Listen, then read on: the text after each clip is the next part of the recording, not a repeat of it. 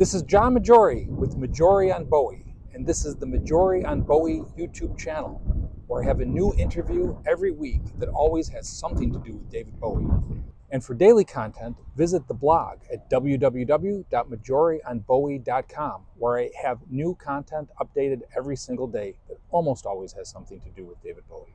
And today I have traveled to Hoboken, New Jersey, home of the world-famous Eduardo Cobra Ziggy Stardust mural that occupies the entire side of a building, which can be seen all over Hoboken, which is just one of the coolest, hippest towns around.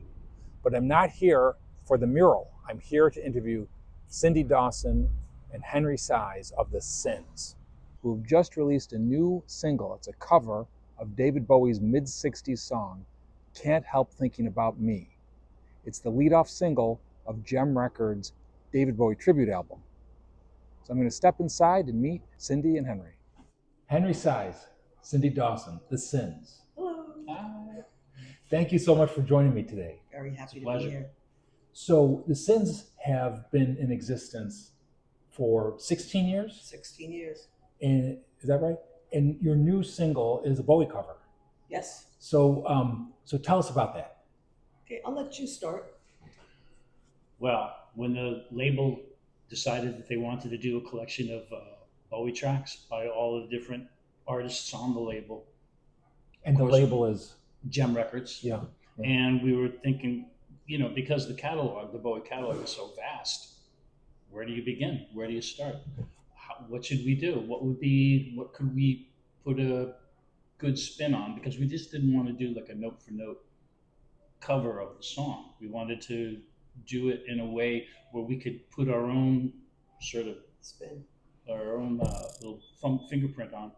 So we ran the gamut. We tossed titles back at each other, and we said, "What about Can't Help Thinking About Me?" So let me stop you right there, because this is a Bowie show, and so some of the people that tune into this have heard of that song, but it's not one of the better known Bowie songs. How did you settle on that song? So this song is the first song he ever did as under the name of David Bowie. And I'd heard it several times, actually, on Little Steven's Underground Garage. Yeah. I think Steven really likes the song because he's played it quite a few times. And I remember hearing it and saying, I like the song. You could tell it's early Bowie. And it has no mid-60s. Yeah, you could tell it's very early, like before he really developed, the lead guitar fills and things like that. And I thought, I'd really like to cover the song, but what if we did it as if we wrote it? What if we did it as a Cynz song with our style, the way that we record songs? Yeah. And so that's what happened. Yeah.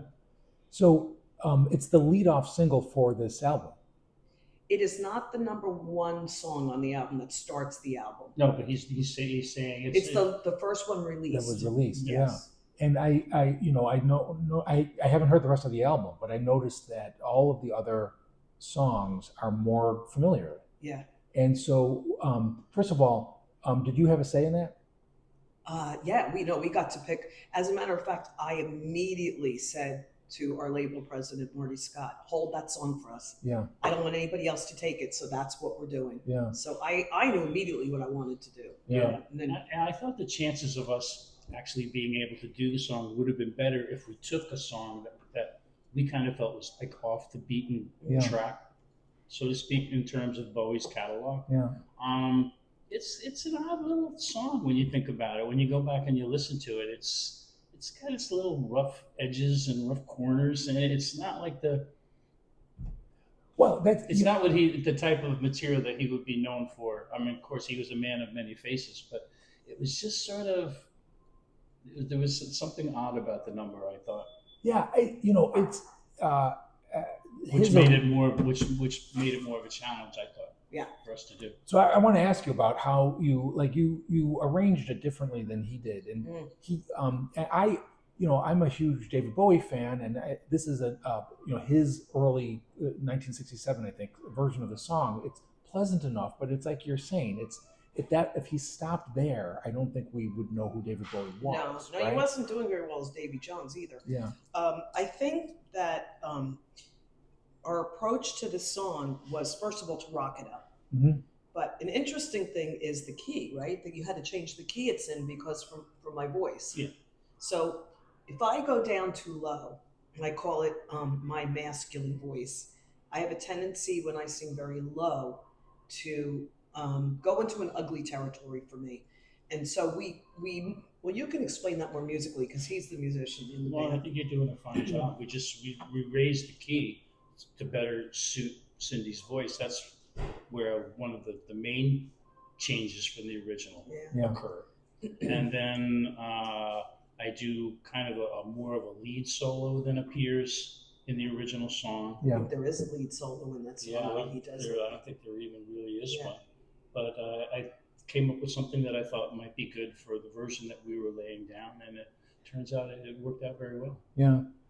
Do you think there's an attraction to putting out a song that's associated with his name that a lot of people might not have heard, rather than if I thought it was a big risk myself. I Yeah. thought, maybe we're making a big mistake, but we weren't doing it to get famous or anything Yeah. off of this. We were doing it to honor Bowie because, for me anyway, Bowie is my idol. Yeah. I'm a huge Bowie fan. And to be honest with you, I was really kind of terrified of taking on a Bowie song because I did not want to mess that up. For me to mess up the one performer that is my idol, Yeah. I just would be so humiliated by myself, So I thought it was really scary to begin with. I remember walking into the studio to do the vocal and going, oh no, like just dread in my stomach. But it didn't take that long. Like everything else on the song, Cyndi put her own spin Yeah. on the vocal, because if you try to sound like Bowie, you're going to fail. Right. So you're doomed. So the best you can do is to put your own mark on it, and I think that's what Cyndi did with the vocals, and I think she did an outstanding job. Thank you. I remember hearing the finished version. I think that day, for some reason, I couldn't come to the studio, so I wasn't there when you did the lead. I got to hear the track after it got sent to my Dropbox. And I remember being in my car, because I listen to a lot of things while I'm in my car, and just being really apprehensive. What did he do? And I remember putting it on and listening to it, and I was going, wow. Like, that guitar sounds like it should have always been in the song. Yeah. And just listening to it again and listening to it again. I listened to it so much that I was sick of my own voice. I really was. I don't think I really listened to the song much anymore because that day, I just kept waiting for that guitar to come in and just being very, it's sexy guitar. I remember being very, very just like excited by it, and feeling like that should have always been there. That feeling. Yeah. Yeah. And there's a couple things that I noticed about your version of this song, that he did two versions because he re-recorded it in 2000, and it's on the album that was released posthumously called Toy. And I thought both Which I've never heard. You've never heard? Believe it or not. It's very interesting. He mostly does new, now 25 years old, versions of songs that he did in the 60s and then abandoned, right? So these mid-60s songs, once he started becoming famous, he dropped them out of his repertoire. Sure. So he didn't do this song live, as far as I know. I think there is a live version. Again, Marty had sent it to me, but I have not listened to it. He sent it to me after the fact when we were done recording, and apparently he did rock it up a little bit more. That's what he's talking about. Well, that's the one. Yeah. Well, I've never heard it. Yeah, so you might be referring to a version that he did live in like 1999 when he was starting to resurrect some of these songs. Yeah. And so he did this album called Toy. Wow, I'm doing too much talking. I never thought he got the refrain right. It's his own refrain, but it's like there's too many words, and you changed. I did. Right. So tell us about that. The one thing that I do have an edge is that I've been a poet. Yeah. I was a poet before I was ever in the Cynz, and I used to tour around with a rock band behind me, kind of Patti Smithy kind of thing. And so words for me, I know how they feel coming out of my mouth. Yeah. And I kept listening, and just like you, I had this feeling like, I can't get that timing right, which is, for me to not get the timing right of spitting out like some words was kind of like, that's not like me. So there was something just wrong with his timing Yeah. and how he did it. I just didn't feel right. It didn't feel like the meter was right or genuine when I tried to do it. So I'm like, how can I rewrite this so that I feel like I wrote it, but it's still his words? So instead of being, hey, Dave, it was, hey, Cyn. And then the chorus, I had to just speed up the words. I had to say them faster to be able to get it all out and feel like it was in some kind of a meter that felt right. Yeah, yeah. And people will hear that when they hear the both versions. I would suggest they listen to the original first. Yeah, because he puts the accent on about in a different place than you. Yeah. It might have something to do with his accent. It stood out to me, Yeah. that word about. And I'm not a musician. I don't know about music. I know a little bit about David Bowie. But you know a lot about David Bowie. But that jumped out, and it was like he tried a couple of different strategies with the song, and you got the about. I mean, that was. I hope he's listening, wherever he is. I hope he's listening. He likes it. Yeah. I did have some strange feelings, and but it's like me. If you know me, this is not unusual for me. But after the song was finished, I'm not gonna lie. I did like say, hey, Dave, like, is this okay? Like, are you all right with this? Because, I don't want to do wrong by him. And I don't know if I'm making it up in my own head or not, but I could swear that I heard his voice say, you did a good job. Yeah. Well, so let's talk a little more about David Bowie, and then we'll talk about the Cynz. Yeah. So why does David Bowie do that for us? Like, we talk to him, he appears in our dreams, we contemplate David Bowie, right? It's like, why? He's magical. Yeah. I think, honestly, that he, every now and again, somebody comes along that just stands out. You have a Mick Jagger, you have a David Bowie. I can name some new people. I think the dude from Maneskin also kind of is like that. I just think, and Giassi. Giassi is a band I'm obsessed with right now. He took the best of Bowie and Zeppelin and T-Rex. Yeah. And he clearly gives a nod to them. He will say that in an interview, but he does it so well and puts his own little thing into it. So he's going to be, he is on Alice Cooper's new album as the guitar player, but he's very busy with his own band. And he's really up and coming and getting big now. He, to me, also stands out as a star. There's something about certain artists that make you feel immediately drawn to them, like you want to know more about them. Yeah. But yet you never really do. They're a mystery. And I think Bowie, especially as the Ziggy character, he was very mysterious. People really thought he was alien-esque, and that he had some knowledge or something to give them that they were waiting around for. Well, that character, I have this term I think I made up, but I don't know for sure. Immersive false reality, meaning he wanted you to think he was Ziggy Stardust. So people thought he was Ziggy Stardust. This was on him, right? Yeah. So it's like after the show, if you happen to run into him, it's not, great performance, right? You're dealing with him like he's Ziggy Stardust. Like he's Ziggy. Yeah. And when he ended it, I think there were people who literally fell apart because this was their cult. This was their thing. He didn't mean for it to be that. He just wanted to move on. He knew it was time to move on. He took it as far as he could take it. But there were people that, I remember my sister crying because, Ziggy died. Yeah. And, but, he was a pantomime artist. Yeah. A very serious one at one time. And I think that he understood theater. Yes. And I think he evolved into that because from Can't Help Thinking About Me and his material before that. I mean, he didn't have that imagery that he became synonymous with later on. Yeah. I think he kind of evolved into that. I think he learned that you got to be larger than life. If you want to be seen, you have to come across big. Yeah. Whereas his early material, as solid musically as it was, the persona that he had, he learned, I think, dealing with the record business, dealing with the music business, trying to be seen, be heard. He evolved into this almost Otherworldly. like otherworldly, almost like a cartoon superhero. It's important to note as well that he had a brother who was very mentally ill, Right. like severe. He was hospitalized, and one of Bowie's biggest fears was that this was something that was going to happen to him, Right. which I totally relate to because I also have that in my family. And so I think that these characters were his way of exploring that fear. Yeah. I remember reading something or other, that an interview with him where he kind of talked about that.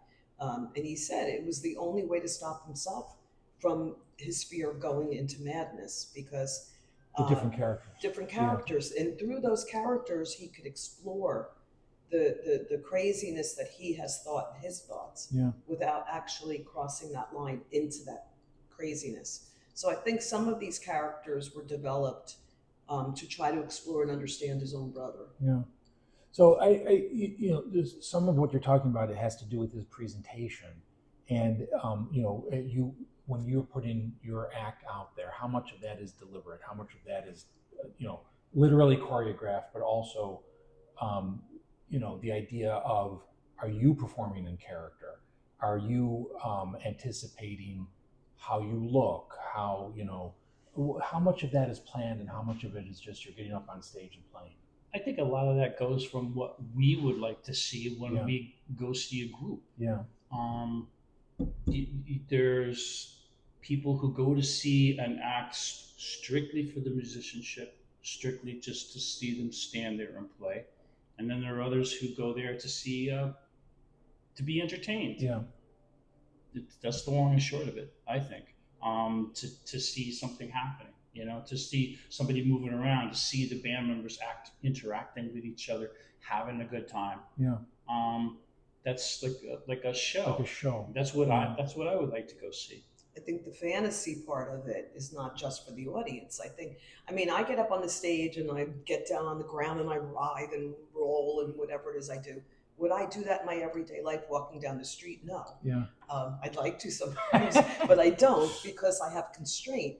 But when you're out on that stage, you don't have that constraint. You could do whatever you want. Yeah, you don't leave a lot on the table when you're on stage. No, but I think to some degree is some of it choreographed. It gets into muscle memory. Yeah. I think, there's certain leads he does where it's just gotten to the point where during that lead, because the lead itself drives me crazy. There's certain leads he does where I'm just, in that moment, I'm on. Yeah. I'm on. I'm just energized by it. And so we got kind of in this thing of where I'm like, come on. It's some of it is muscle memory. I'm just used to doing that during that bit. And other times it's just such a release to let all your yayas out, and you can't do that anywhere else but a stage. So I'm going to ask you about that in a moment. There's one other Bowie type related question that I wanted to ask before I forget. So how much of the attraction of Bowie has to do with his lyrics? For me, words are a lot. So you're a poet. Yeah, words are a lot. Yeah. I think there were things, and I'm sure you can relate to this. You go through certain things in life, and his lyrics just kind of, you go, oh yeah, I felt like that. When someone can draw that part of you out, where you're like, yeah, I felt like that weird person, or I was like, the outsider. And a lot of his songs are outsider songs. Sure. So I think there's that. The words, the lyrics for me are really important. Whereas I think you can speak to when you hear a good guitar solo or something. Well, that's true. I kind of look at it from I look at the song from a kind of a different angle, but I also listen to the lyrics also. But even then, when we write songs together, I'm like, that's too many syllables, the music is only this long and your syllables go out to here. You have to, I can't take it out. It's part of the song. So we kind of go back and forth on situations like that. I kind of get into the rhythm of the words. Yeah. The subject matter is important, but the first thing I hear is and that drives me crazy. And she's like, no, that's too. Like, Dylan didn't have syllables.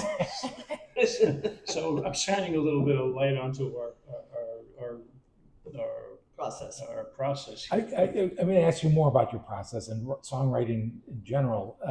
The observation, the reason I asked the question about the lyrics is, Bowie liked to use words with double meanings or have ambiguity. And I'll just tell you a reaction when I heard the name of your band.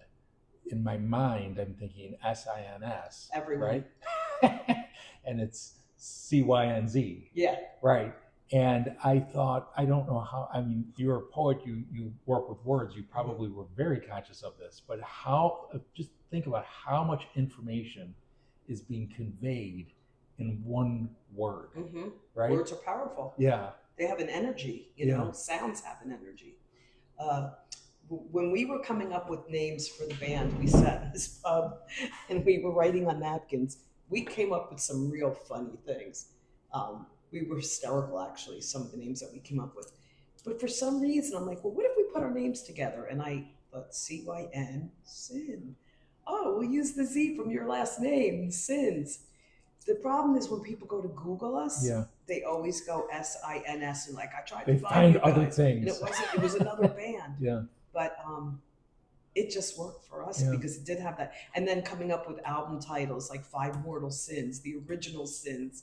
We played on that for a while. I kind of got tired of that. But so you guys have 4 albums? 6. Well, the 6th one's coming out. 6. Okay. The 6th one is almost finished. All right. Great. And so let's talk about songwriting first, and then I want to talk about like the state of the music industry. Okay. So as I've mentioned, I'm not a musician. I've never even attempted to write a song. How do you do it? You're 2 people working on a song together, Lennon and McCartney. It could come in a number of different ways, and it has in the past. Way number A would be Cyndi has some lyrics that she's written, and she'll show it to me. And in fact, in the early days, when I was doing like kind of musical backup to her poetry, like a spoken word sort of presentation, she would show me the words, and I would read them and internalize how the poem made me feel, and then try to interpret that musically on guitar. Yeah. And so a song could form that way, or I could come up with like a real killer riff and say, what do you think about this riff? Do you hear anything that could go with this riff? Like, what if you did something? And then I come up with something like ba ba ba ba ba ba, some syllables. Yeah. And she doesn't like that though, because it's too structured, it's too rigid. She likes to be free. Because I can wrap my words around his music rather than him tailoring the music just to the syllables of my words. But we managed somehow to do that. And the song continues to evolve even after we sort of say, okay, this one's done, let's show it to the band. Then the band comes in, and then one guy will say, what if I play this? It sounds good, that's a great idea. And somebody else say, what if I do this beat? Well, let's try it. Let's see how that works. And then you get it into the studio, and then more ideas happen. It continues to transform. It's alchemy. It really is. It's magic. You start with an idea, and then the next thing you know, you've got this song that's birthed, and it's like, it was the energy of all the people connected to it that make this song happen. I was going to say also, just to add to what Henry said, in the beginning, I wrote the words and he wrote the music. After 16 years now, I can come up with music and harmonies. Uh-huh. He can come up with, like he said, he might say, can we change that line? Let's make it a little shorter or whatever. Or he might just come up with a better word than I came up with. So we've taught each other about each other's part to the point where now we can exchange parts. So we're really true collaborators at this point. Yeah. And it's fun. We just seem to, I tried to work with other people, and I have worked with other people just for an occasional, side project. And no, I don't work with anybody the way that I work with him. So I prefer to work with him. So, Henry, you've been a professional guitar player your whole career. Is that right? Yeah, pretty much all my life. Yeah, and you did not start out as a professional musician. You started out as an actress and a poet. I started out as an actress, dancer, and I did that for 20 years. I worked in TV, film. I did music videos during when MTV was actually music. Yeah. And I choreographed some stuff too. And he came along and changed the whole thing. So when he said try singing, and we all know in the beginning it was a little rough because I was scared. I was always told I couldn't sing. And so that's been the challenge for me, was writing songs, which I find far easier than my poems. Songs. Why? Rhyming is so easy. It's so easy. Whereas a poem, you don't have these rules of, well, you do have meter for some people. A haiku has rules. Yeah. But for the kind of poetry I did, there wasn't really rules. You just had to be good at editing. Yeah. And I just wanted something to challenge me at that point. And so I said, I'll try songwriting. Let me write songs. And I found that I was really good at it. It was easy for me.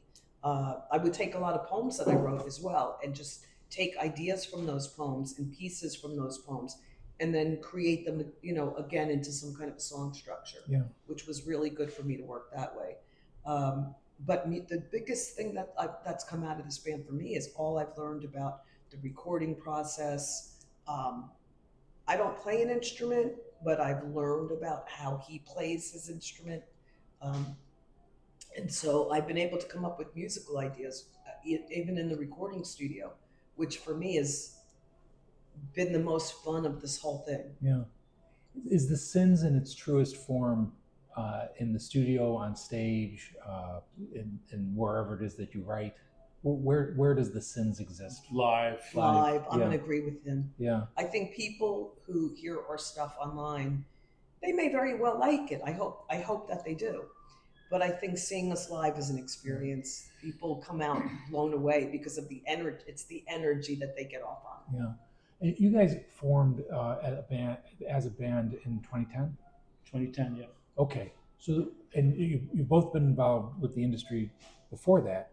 A lot's changed, right? Mm. So I talk to young musicians that are just getting started, and I've talked to people where the idea of playing live doesn't even work into their calculus. It's a shame. What's happening? I think there's that a these whole are element kids. that's missing. I mean, Cyndi spoke a short time ago about the energy that we get from that we project out to the audience. Yeah. But it's a two-way street, and it's like a snowball effect. I mean, when you have people that come right up to the edge of the stage and they're saying, go, go, go, go, rock and roll, that you get, wow, somebody likes what I'm doing. Yeah. Somebody digs it. So I'm going to play even better. I'm going to rock even harder. I'm going to do. But you're interacting with the people in front of you. Yeah.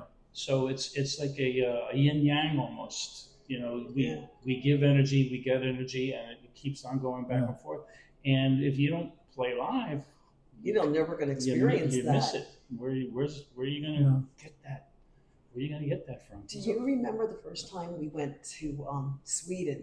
We were playing in Stockholm, and I remember being on the stage and looking out at the audience, and they were singing the words to our songs.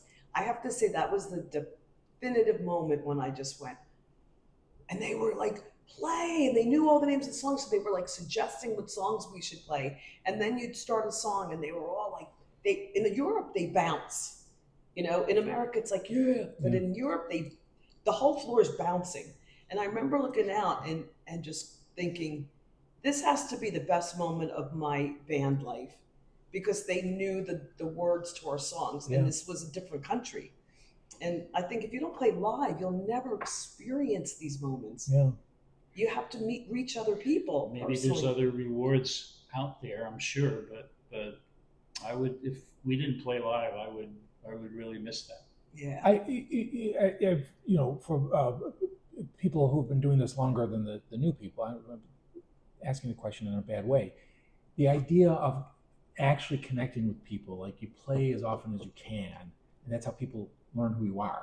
It's expensive. And I think that unless, I'm a little bit older, so I have a source of income coming in. Henry has some income coming in from other things. And I think that allows us to, you don't make a lot of money in this business. It allows us to tour. It allows us to record. These kids, unless they come from families with money that want to support them, it's really difficult to get out there on the road and make a dime Yeah. back. It's like a money pit. So you're usually spending far more than if you're lucky enough to get paid. Yeah. On our level, Oh, yeah. it's for like a huge artist who has like a big label representing them. It's a different kind of scene. I think you can that- do like tours, like 30 and 40 shows, over like a summer or or like a fall season or something, and that's viable. But for us to do that, that's pretty much, we like self-produce our tours. When we go to play overseas, like in Sweden, we played a short time ago in the UK. Yeah. It's tough. It's very hard. expensive. It's a kind of a double-edged sword, because, like, again, playing live for like foreign audiences, new ears, people who are hearing you for the first time and liking it, it's very rewarding. So you come out with a new album, you come out with a new single. How do you get it out now versus 2010s, let's say? Or I'm also thinking about, you mentioned MTV. Yeah. In the 80s, MTV, the whole world had the same experience, right? Yeah. So now it's the music is so curated that you hear. I'm saying you in the second person. You hear what you want to hear, and I have to imagine it's difficult to break through to people who aren't, like, an audience who isn't looking for you. Right. Well, the thing about YouTube was it was great. You were getting these videos, but it was coming through almost like a funnel. Mm-hmm. Right. MTV would decide what to show you. Now you could go onto YouTube and see any band that you could think of. Yeah. Saturated. Old bands, new bands, old blues guys, music, classical music, Beethoven, Mozart, Brahms, anything. Now it's like you have all the control. By taking that funnel away, though, who do you focus on? It's all left to your own. You're more in power than you were when MTV was on. Right. MTV controlled what you saw. Right. Now there is no control. So how do you reach a new audience? And so the music business is like a reflection of, or it's like YouTube. It's a similar picture that YouTube is. Yeah. Anybody can make an album. Anybody can, if you could, there are home setups now where you could play the drums, you could have the bass, right. you could do it all yourself. It's all do it yourself. You don't need a label. Well, the thing about doing it yourself is there's a lot of really crappy recordings. Right. My feeling about that is everybody wants to get something out, so they'll do it at home real quick, and then they'll release another one, and they want the comments and the feedback and the likes. The problem with that is that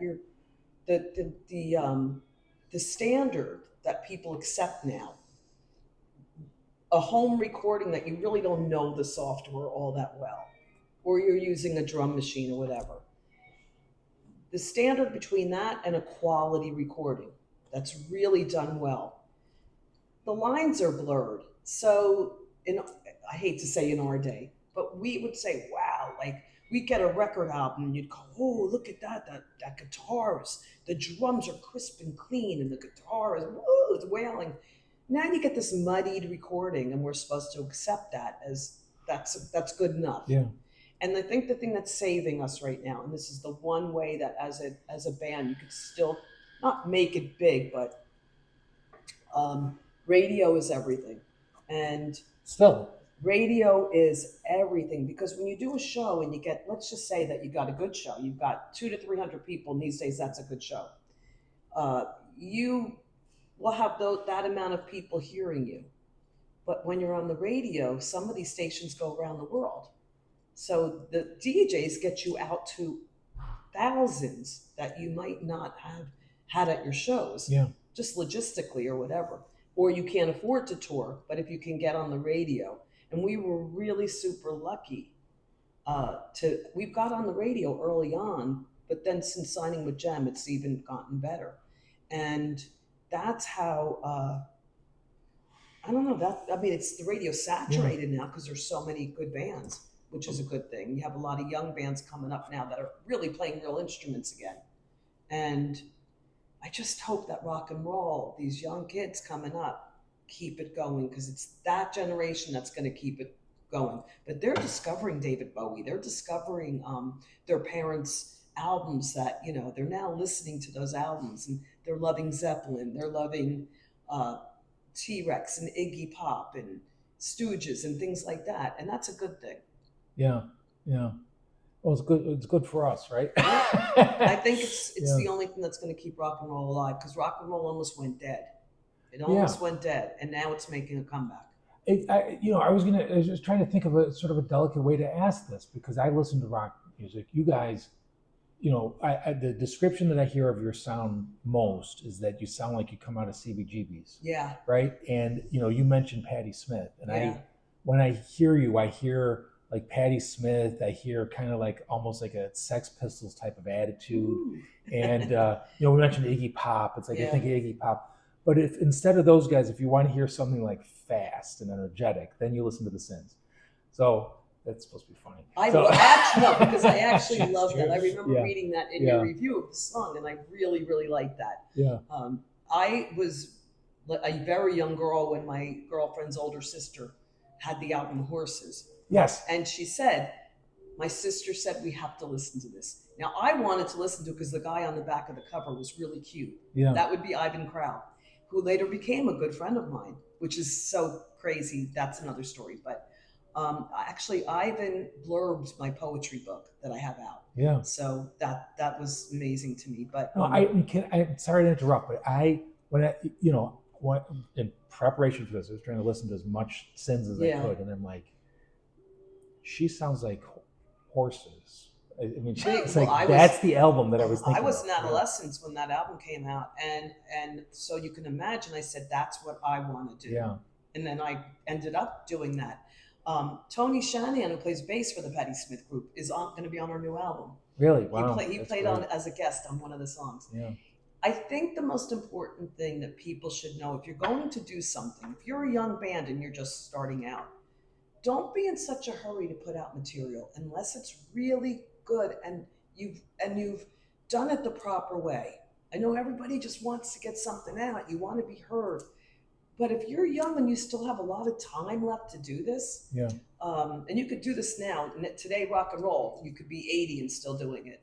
It's an ageless. There's no generation that has its hold on it anymore. Yeah. It goes from youth to old age. Yeah. And my biggest advice would be make quality recordings. Don't just think because you have with some of the software. What do we call some of the software that you record at home with? Can't think of the names. But just because you have the program doesn't mean you're going to make a great recording. Yeah. Do it for yourself, and then take it to the studio with a band if you can, and do it professionally. Because there's a lot of bands out there. If you want to stand out, then stand out with a good recording. Yeah. To me, that's everything. So this has been terrific. I think we've covered a lot of ground. I always close my interviews asking the same question, and it's a silly and superficial question, but it brings it back to David Bowie. Okay. What's your favorite Bowie song and album? Gosh, you can go first.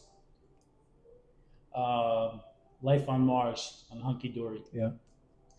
I saw this question on a David Bowie Facebook group page today, and I thought, how could you answer that question? Well, it changes every day. So what is it today? It changes every day. I was shocked that nobody covered Life on Mars on our Bowie album. Yeah. I really was. Can I tell you, when I did the 365-day tribute, that's the song that I chose to end it with, because it's like there's different Bowie songs that are in contention for the definitive David Bowie song, but that's the one I selected, and there was like an emotional reaction just to selecting that song.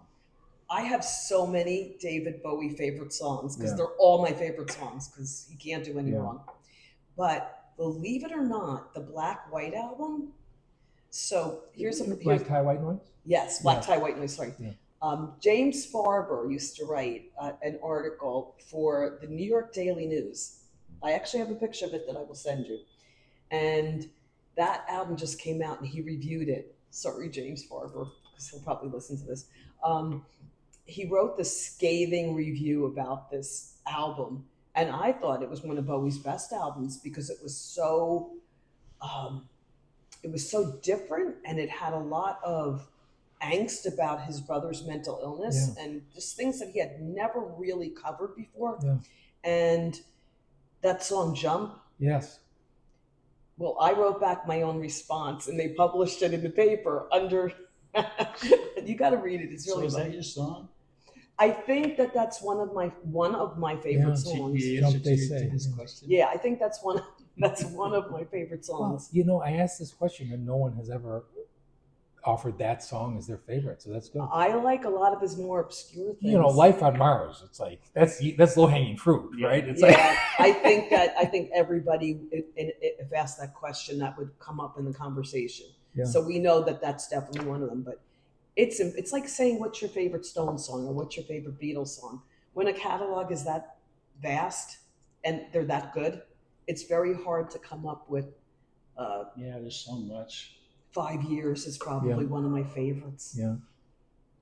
So we're recording this in early August of 2025, and when you're watching this, who knows when you're watching this? But upcoming shows, you're coming to Troy at the Hangar in October. And I mentioned that because I live in Albany, next town over, and I saw you're going to be playing the Cutting Room in New York City. So the Cutting Room is the David Bowie, the Jem Celebrates, not just David Bowie, it's the bands. We're doing other songs as well, not just the Jem Celebrate songs, but the bands will be doing all the songs that they did on the Jem Celebrate series. Yeah. And where else can people see the Cynz? We're going to be also in Connecticut. We're going to be in Sweden again in September 29th. We leave. Yeah. So the first week we're doing those shows with Stupidity. October, we'll be in Sweden, and you see us on YouTube. Yeah, there's a video of us during our tour in the UK that was made from one of our tracks, Heartbreak Time. But don't search SINS. No, CYN, because my name is Cyndi, spelled CYNDI, and he's Henry Seiz with a Z, so it's CYNZ. Also, for 2026, we have Mark Valentine's band coming. That's doing the tour with us, the Len Price 3, which are a great band as well.